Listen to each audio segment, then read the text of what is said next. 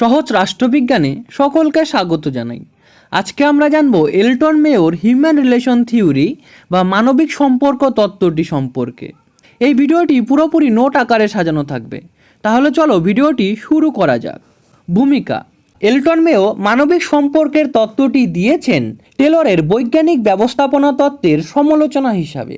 মার্কিন যুক্তরাষ্ট্রের শিকাগোর কাছে ওয়েস্টার্ন ইলেকট্রিক কোম্পানির হাউটন শিল্প সংস্থায় মেয়ো এবং অন্যান্য গবেষকরা 1927 থেকে 1932 সালের মধ্যে কয়েকটি পরীক্ষা চালান। এই পরীক্ষাগুলি হাউটন পরীক্ষা নামে পরিচিত। এই পরীক্ষাগুলির ফলাফলের ভিত্তিতেই প্রশাসনে মানবিক সম্পর্কের তত্ত্বের উদ্ভব ঘটে। নিম্নে এই পরীক্ষা চারটি তুলে ধরে বিষয়টি স্পষ্ট করা হলো। চলো আমরা দেখে নেই প্রথম পরীক্ষা, দ্য ইলুমিনেশন এক্সপেরিমেন্ট 1924 থেকে 1927 বা আলোক পরীক্ষা।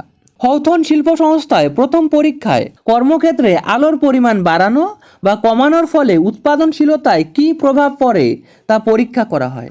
প্রথমে মনে করা হয়েছিল বেশি আলো হলে উৎপাদনও বেশি হবে, কিন্তু আশ্চর্যজনকভাবে দেখা যায় আলো কমানো হলেও উৎপাদন হ্রাস পায়নি, বরং অনেক ক্ষেত্রে তা বৃদ্ধি পেয়েছে। গবেষকরা বুঝতে পারেন উৎপাদন বৃদ্ধির মূল কারণ আলো নয়, কর্মীদের প্রতি বিশেষ মনোযোগ। কর্মীরা যখন অনুভব করে যে তাদের ওপর বিশেষ নজর দেওয়া হচ্ছে, তখন তারা বেশি আগ্রহ নিয়ে কাজ করে। এর ফলে উৎপাদন বৃদ্ধি পায়। এই পরীক্ষার মাধ্যমে স্পষ্ট হয় যে উৎপাদনশীলতা কেবল শারীরিক উপাদানের ওপর নির্ভর করে না, কর্মীদের মানসিক অবস্থা ও সামাজিক অনুভূতিও এক্ষেত্রে গুরুত্বপূর্ণ ভূমিকা পালন করে। এবার আমরা দ্বিতীয় পরীক্ষাটি দেখে নেব। দ্বিতীয় পরীক্ষাটি হলো relay assembly test room experiment 1927 থেকে 1928। এই পরীক্ষায় হাউটন শিল্প সংস্থায় কর্মরত কয়েকজন মহিলা কর্মীকে অন্যদের থেকে পৃথক করে একটি নির্দিষ্ট কক্ষে পর্যবেক্ষণে রাখা হয়। বিভিন্ন ধরনের পরিস্থিতিতে তাদের কাজের দক্ষতা ও উৎপাদনশীলতা পরীক্ষা করা হয়। এজন্য কাজের পরিবেশে বারবার পরিবর্তন আনা হয়, যেমন কখনো কর্মবিরতির ব্যবস্থা করা হয়, আবার কখনো তা তুলে দেওয়া হয়। এছাড়াও কাজের সময়, মজুরি পদ্ধতি এবং সামগ্রিক কর্ম পরিবেশেও পরিবর্তন করা হয়। এরপর প্যারা করে লিখবে, কিন্তু এই সব পরিবর্তন সত্ত্বেও দেখা যায় যে কর্মীদের উৎপাদনশীলতা ক্রমাগত বৃদ্ধি পাচ্ছে। এই ফলাফল গবেষকদের অবাক করে দেয়। পরে বিশ্লেষণ করে তারা বুঝতে পারেন যে এই উন্নতির মূল কারণ ছিল কর্মীদের প্রতি বিশেষ গুরুত্ব দেওয়া এবং তাদের আলাদাভাবে নির্বাচিত করা। এখানে কর্মীরা নিজেদের গুরুত্বপূর্ণ মনে করতে শুরু করে এবং অধিক আগ্রহ ও দায়িত্ববোধ নিয়ে কাজ করে। অর্থাৎ তারা ভাবে তাদের ওপর পরীক্ষা চলছে, নজর রাখা হচ্ছে, তাদের গুরুত্ব দেওয়া হচ্ছে, তাই তারা অধিক আগ্রহ ও দায়িত্ববোধ নিয়ে কাজ করে। তাহলে এই পরীক্ষার মাধ্যমে কি প্রমাণিত হয়? এই পরীক্ষা প্রমাণ করে যে উৎপাদন বৃদ্ধির ক্ষেত্রে স্বীকৃতি, অংশগ্রহণ ও গুরুত্বের অনুভূতি নির্ণায়ক ভূমিকা পালন করে। এরপরে আমরা 3 নং পরীক্ষাটি দেখে নেব, মাস ইন্টারভিউ প্রোগ্রাম বা হিউম্যান অ্যাটিটিউড অ্যান্ড সেন্টিমেন্টস। 1928 থেকে 1930 সালে এই পরীক্ষাটি চলে। এই পর্যায়ে হাউটন শিল্প সংস্থায় প্রায় 21,000 কর্মীর সাক্ষাৎকার নেওয়া হয়। এই কর্মীদের সঙ্গে কথা বলে তাদের কাজের পরিবেশ, ঊর্ধ্বতন কর্তৃপক্ষের আচরণ, পছন্দ অপছন্দ এবং বিভিন্ন অভিযোগ সম্পর্কে জানা হয়।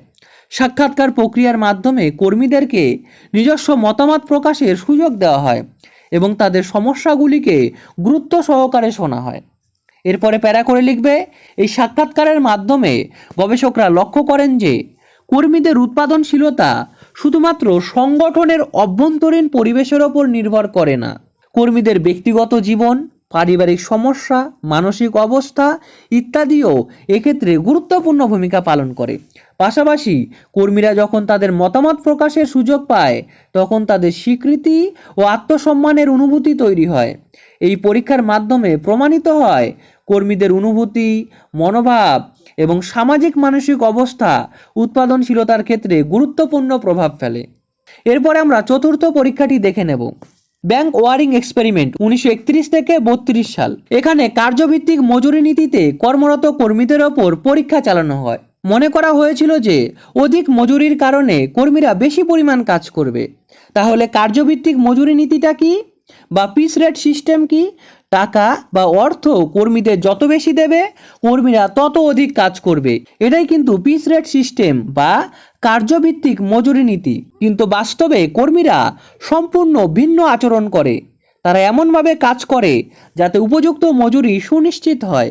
কর্মীরা সচেতনভাবেই একটা নির্দিষ্ট মাত্রা পর্যন্ত কাজ করে, কারণ তাদের আশঙ্কা হয় যদি তারা খুব বেশি উৎপাদন করে তাহলে তাদের ছাঁটাইয়ের সম্মুখীন হতে হবে বা তাদের মজুরির হার কমবে।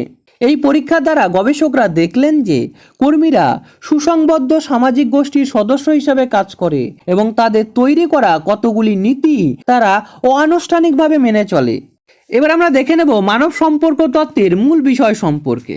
কর্মী শুধু একটি যন্ত্র নয়, সে পরিবার, সমাজ, দল এবং আবেগের সাথে যুক্ত একজন মানুষ। তাই কর্মীদের সামাজিক সম্পর্ককে গুরুত্ব দিতে হবে। 2. মানব সম্পর্কের তত্ত্ব প্রাতিষ্ঠানিকতাকে বর্জন করে, অর্থাৎ ফর্মালিটিকে অনেকটাই বর্জন করে। এই তত্ত্ব সংগঠনের আনুষ্ঠানিক কাঠামোর চেয়ে অনানুষ্ঠানিক সম্পর্ক ও দৈনন্দিন কাজের ধারাকে বেশি গুরুত্ব দেয়। 3.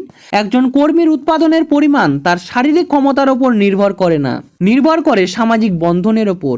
কর্মীদের একটি যন্ত্র হিসাবে নয়, তাদের দেখতে হবে সামাজিক প্রাণী হিসাবে। তাদের সামাজিক মর্যাদা, নিরাপত্তা, সম্মান, আশা আকাঙ্ক্ষা, অভাব অভিযোগ ইত্যাদিকে গুরুত্ব দিতে হবে। 4. মানুষের বৈশিষ্ট্য হলো সে স্বীকৃতি চায়। কর্মীদের সঙ্গে পরামর্শ করে কাজ করা হলে তাদের কাজের প্রতি আগ্রহ বৃদ্ধি পায়। কাজে আগ্রহ বৃদ্ধি পেলে স্বাভাবিকভাবে উৎপাদন বৃদ্ধি পাবে। 5.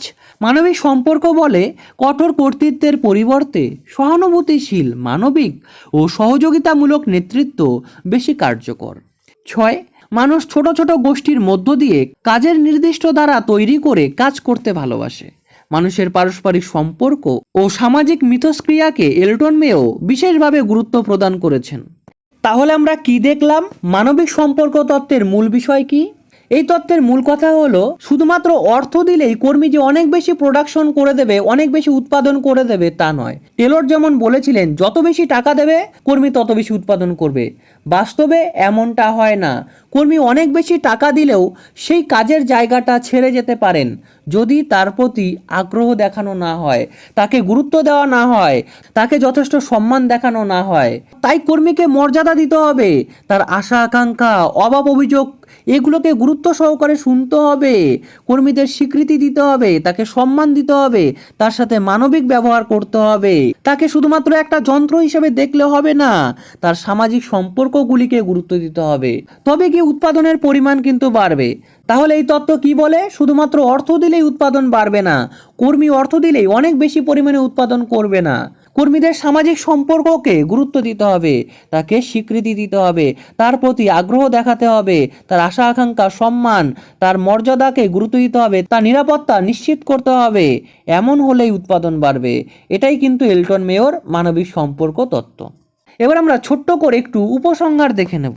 একথা ঠিক যে মেওর এই তত্ত্বের বেশ কিছু সমালোচনা রয়েছে, কিন্তু তা সত্ত্বেও আমাদের একথা ভুললে চলবে না যে মেওই হলেন সেই ব্যক্তি যে প্রথম বিজ্ঞানসম্মত পরিচালনের প্রথাগত দিকের পরিবর্তে কর্মীদের সামাজিক ও মনস্তাত্ত্বিক দিককে গুরুত্ব দিয়েছিলেন।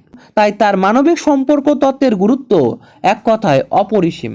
আশা করি ভিডিওটি তোমাদের ভালো লেগেছে। ভিডিওটি ভালো লাগলে ভিডিওটি শেয়ার করে, চ্যানেলটি সাবস্ক্রাইব করে এবং ভিডিওটিতে একটি লাইক দিয়ে আমার পাশে থাকতে পারো। ভিডিওটি শেষ পর্যন্ত দেখার জন্য অশেষ ধন্যবাদ। I really appreciate your time.